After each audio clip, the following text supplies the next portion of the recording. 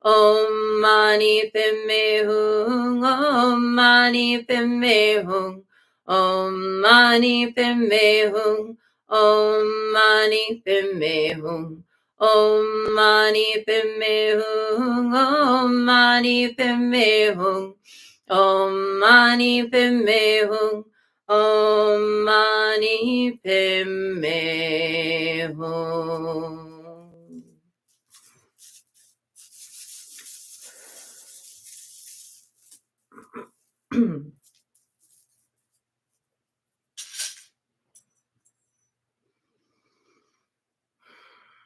And let's give thanks for our teachers. May all of my blessed teachers enjoy long, happy, healthy, productive lives and great support for their good works. May all beings benefit from their wisdom. May they enjoy a swift and happy rebirth. And long life prayer for Lama Dechen Yeshe Wangmo. Om Sosti. Through the powerful blessings of the immortal Pema Jungye and his consort, may the three secret qualities of the Dakini of Supreme Bliss, Yeshe Wangmo, be utterly stable, and may the light of her activities shine on the lotus groves of the teachings and of beings so that they blossom in radiant splendor. And let's dedicate the merit. May the merit of this practice and all of my activities be of endless benefit to all beings in all realms, beginningless and continuous.